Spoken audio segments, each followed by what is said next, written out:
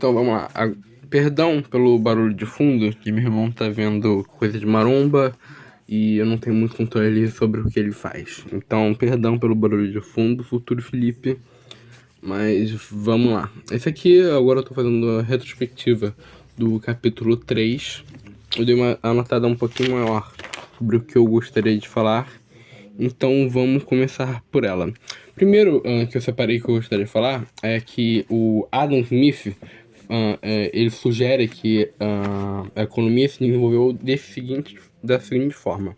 Surgiu o escambo, foi para o mercado, e a partir do mercado no geral, surgiu bancos, crédito não, mas e as instituições bancárias e o investimentos, etc.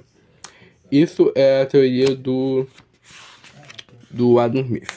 Mas essa teoria está errada, justamente porque antes do... Não foi o escambo inicial. Na Suméria Antiga já tinha registros de que existia moeda, existia um padrão. Ou seja, não é o escambo, não é esse padrãozinho, escambo, mercado, banco, investimento, etc. Já existia antigamente uma moeda anterior a isso.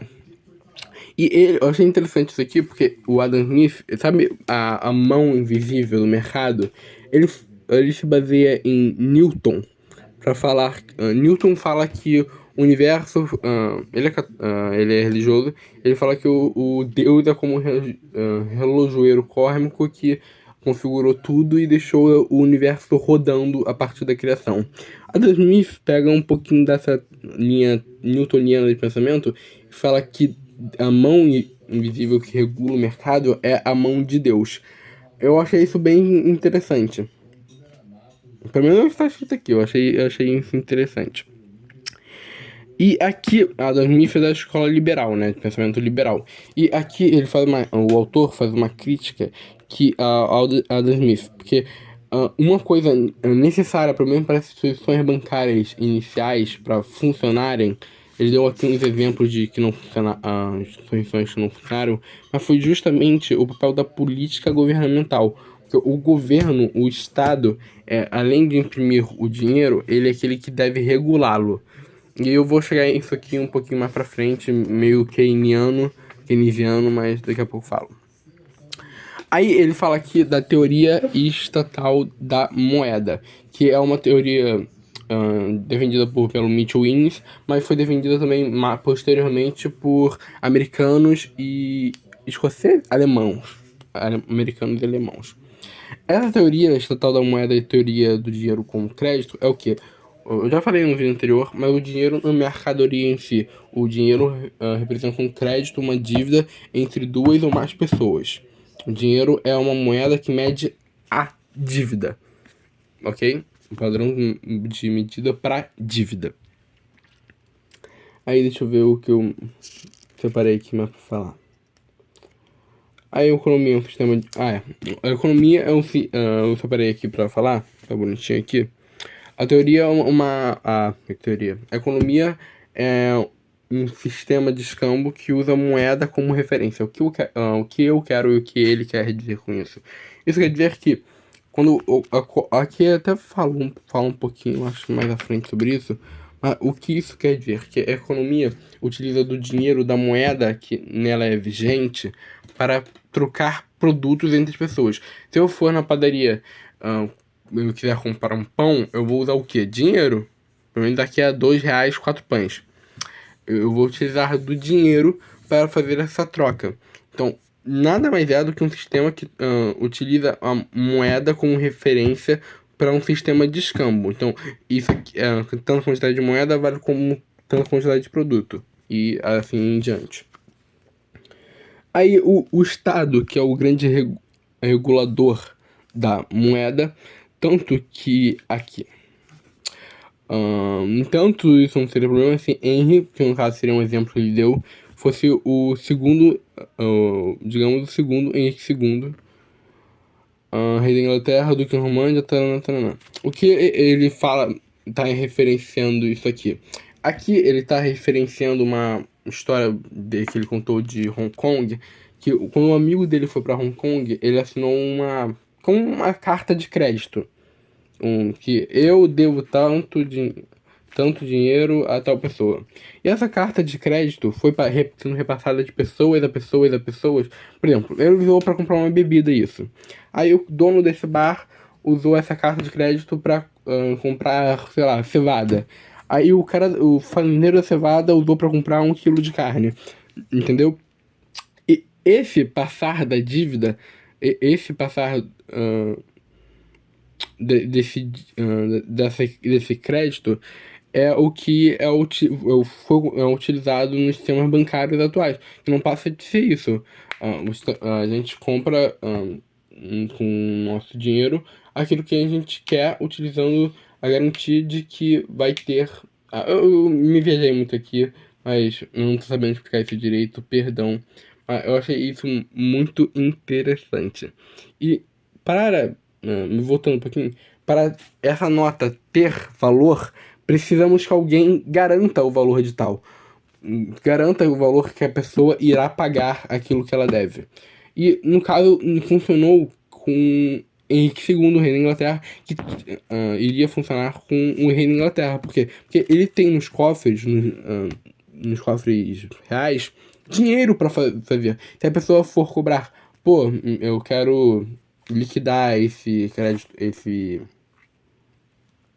negócio aqui, eu quero o dinheiro que isso aqui representa. Por exemplo, sei lá, US$ 20. Então, você tem que ir para uma pessoa, alguém central que consiga te dar US$ 20 por aquilo, porque senão a dívida é nula, porque não tem valor. E isso é um problema que as pessoas encontravam na verdade, porque quando eles iam voltar para cobrar o que deviam, a pessoa não tinha esse dinheiro para cobrir a dívida que ela tinha feito. Aí vamos ver aqui o que mais eu quero falar. Comunidade medida. Dinheiro com unidade medida. Então, ok, já falei isso. Isso aqui eu já falei no último negócio. O último videozinho que a gente fez. Então eu acho que não é necessário, mas até posso falar. Aqui o que eu ia falar. O negócio de telestick. Eu achei muito legal porque basicamente o que era o telestick. Era um graveto, pensa nesse lápis aqui. Corta o lápis no meio.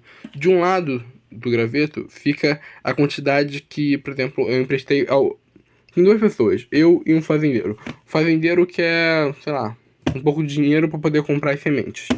Eu vou pegar o telestick, vou cortar ao meio e vou escrever a dívida. Quanto eu emprestei e o quanto ele recebeu. O que ficou comigo, a parte do graveto que ficou comigo, graveto mesmo, físico graveto. A parte do graveto que ficou comigo se chama estoque. Ou seja, ações. Uma ação. Eu sou um acionista agora da fazenda do cara, porque eu emprestei esse dinheiro pra ele. Entendeu? Eu achei isso muito legal. Eu achei isso muito. Tipo, é muito interessante aprender essas coisas assim secundárias. Não são o foco inicial do livro, mas que são curiosidades. Então, o stockholder veio a partir disso, dessa parte do graveto que ficava com um cara que detinha parte da ação, parte do empréstimo que foi realizado ao outro. E vamos ver.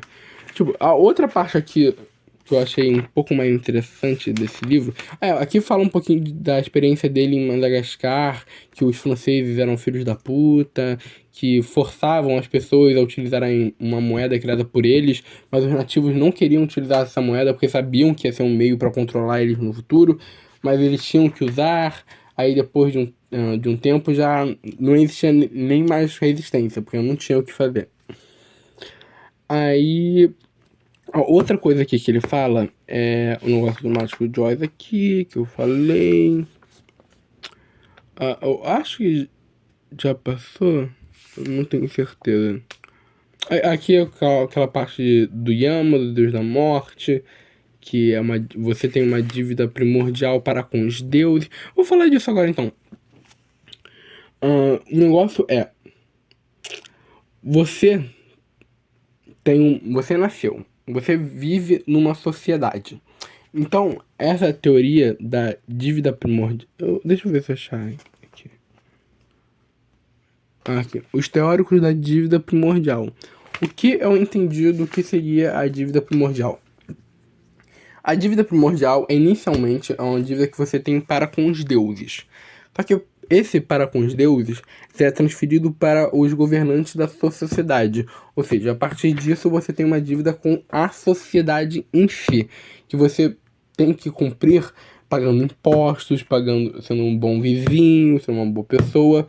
Mas esse modo de pensar aqui, eu não vi. Eu acho legal, eu acho na real um modo legal de pensar.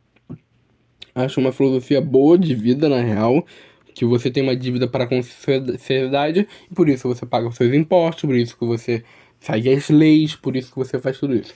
Mas o autor discorda, e tecnicamente eu também discordo, porque eu não acho que isso seria o porquê ela existe, ou porquê o como o mundo. Eu não acho que ela é como o mundo funciona, mas ela é uma teoria que foi desenvolvida para explicar o estadismo, etc. Porque o Estado tem responsabilidade e controle sobre você.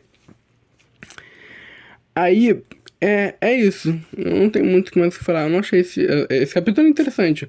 A partir, tipo, da página 80, 75, eu não achei muito mais tão interessante, não. É isso. Obrigado por quem assistiu isso aí. E eu vou ler agora essa segunda parte, quarto capítulo. Mas antes de ler o quarto capítulo, eu devo fazer um do outro livro aqui. E obrigado pra quem assistiu isso e até.